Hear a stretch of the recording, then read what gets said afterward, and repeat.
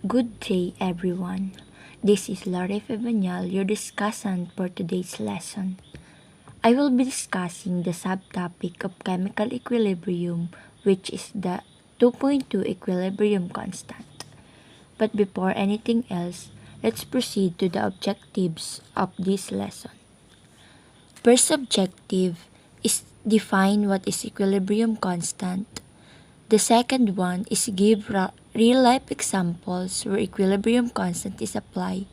Lastly, identify the importance of equilibrium constant in our life. So what is equilibrium constant? The equilibrium constant, or K, is a numerical value that shows the ratio of product concentrations to reactant concentrations at equilibrium for a reversible reaction.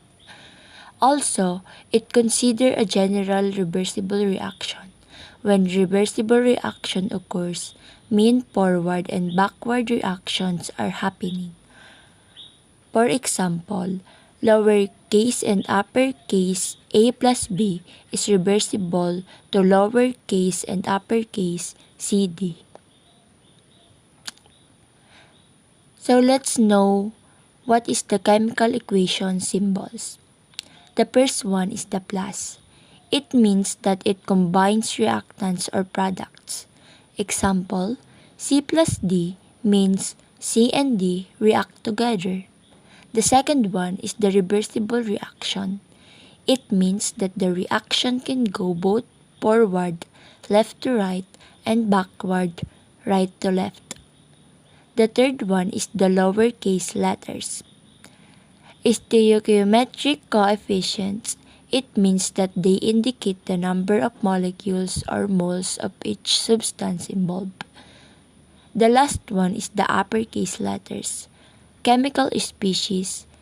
That means represent the actual substances, elements, or compounds involved in the reaction. Let's explain the previous expression. The given is lowercase and uppercase a plus b is reversible to lowercase and uppercase c plus d. The fraction is always product over reactants. The equation is equilibrium constant is equal to uppercase c raised to lowercase c and uppercase d is raised to lowercase d over uppercase a is raised to lowercase a and uppercase b is raised to lowercase b. And now let's write expression for a real equation. The given is N2 plus H2 is raised to 3 is reversible to NH3 raised to 2. As you notice, there is no coefficient in front of 2, so it means it is raised to 1.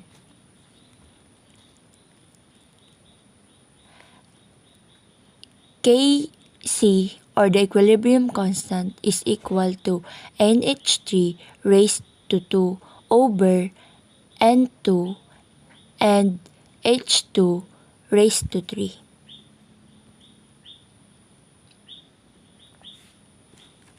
So I want you to watch this video presentation about equilibrium constant, but I'll send it already to our GC.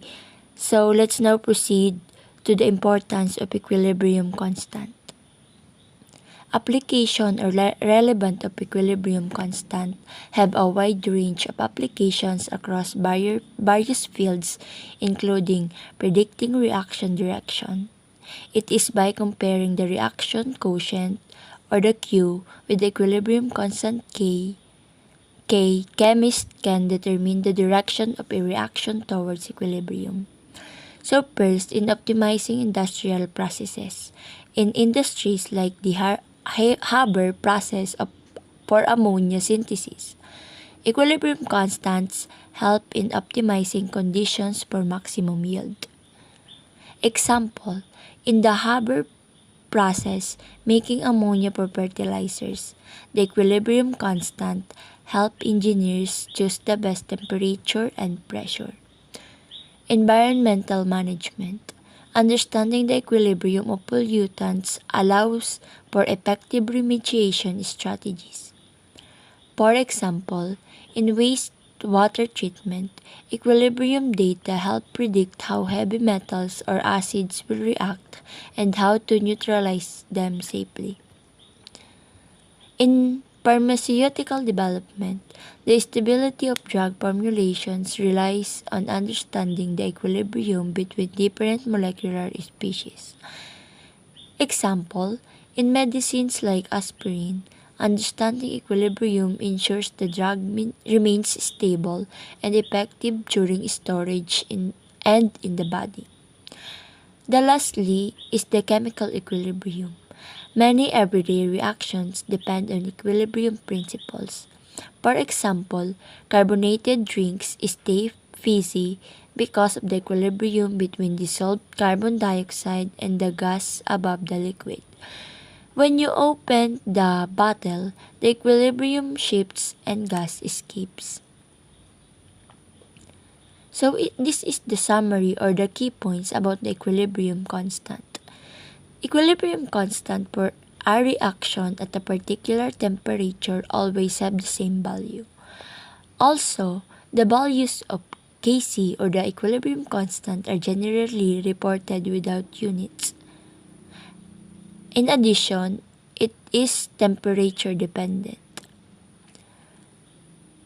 If we write the chemical equation in reverse direction that is given in the slide number 1, lowercase c and uppercase c plus d is reversible rather to lowercase a plus b.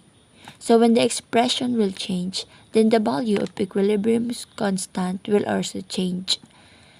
And the expression will change also, like equilibrium constant is equal to uppercase A raised to lowercase a and uppercase B raised to lowercase b over uppercase C raised to lowercase c and uppercase D is raised to lowercase d. I want you to have this note that the equilibrium constant isn't just a math, but it is a tool that tells us where the balance of a reaction lies, which way a reaction will move, how to adjust conditions for the best outcome, and how substances behave in real-world systems, whether it is in industry, environment, medicine, and etc. And I want to show you the references of my lesson.